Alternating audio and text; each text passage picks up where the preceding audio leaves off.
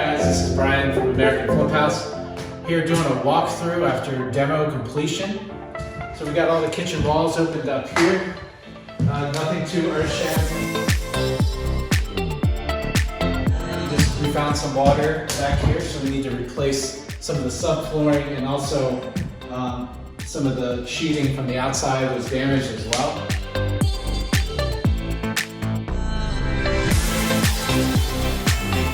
So when I'm looking at something like this, I'm noting that all of the water damage is central to where the water supply is for the room. So most likely this plumbing connection, whether it be the drain or the water supply lines, have been leaking for some time. So we have to do a little repair work there. So when we're coming up with our design in the kitchen, you also have to make note of HVAC locations. So our kitchen cabinets, I'm estimating, are going to come out to about right here. So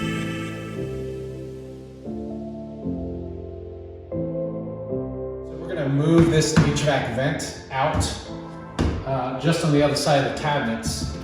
We're going to demo this lighting in the kitchen. We're going to add some can lights, maybe 3 pendant lights, and this is going to be a big peninsula that comes around here, and your new pantry is going to be right here with this wall, maybe extended a little bit behind me. So then we come into the sunroom, and in the sunroom, we're going to divide this room up and make an additional bedroom. So as you face here, this will actually be your closet, and then you'll walk in here for your bedroom. And of course, we found a little more water damage. Sometimes contractors don't do a great job of installing these windows, and the result, what you get is a hole in the floor from continued water dripping down there. So we need to get in there and fix that. This is also a sunroom, kind of a 3-season room. So we have HVAC, we have air conditioning running here, but we don't have heat.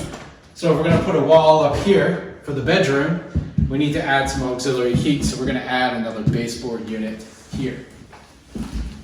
This whole floor will be tile, and then we're going to sand and refinish the hardwood floors. Coming upstairs, you guys remember this main bathroom was a complete train wreck and disaster.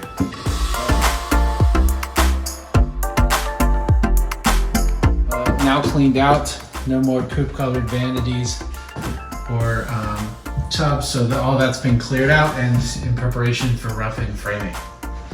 We removed some damaged drywall from some continued water leaks.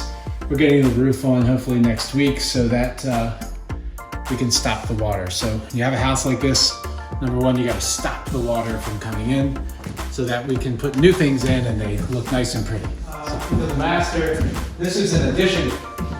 So that's why you see, this was the original, right? So this was where the floor stopped, and this is the original house. The additions here, where you see the subfloor, plywood. So what we're going to do is probably a small transitional strip here. We're going to add new hardwood out here and replace the slider. Also going to add a ceiling fan centered in the room with some can lights to really brighten it up in here. They completely rotted subfloor. That means they didn't do a good job in sealing the underside of the tile work that they had in the shower pan floor. Very simple fix. We're just going to replace this subflooring, and then we're going to pour a new shower pan. I had a lot of back and forth about this shower wall, and it appears that we're taking this down. We're going to take it down and we're going to frame it in like a regular wall. It's, you know, once we kind of removed everything around it, it wasn't exactly in the greatest shape. So all my Pennsylvania people, this is a big Pennsylvania thing. I'm sorry, I know you all love your glass block, but it's gonna go bye-bye. The other thing is, the vanity here we couldn't save. That's a lot of money, because that's a double sink vanity, which again, everybody fights me on because I don't always see the value, but it's already plumbed for a double sink vanity, so hooray, you win. I would take you in the basement, but there's literally no lights down there and it'd be really hard to see. So you guys take care and I'll talk to you next time.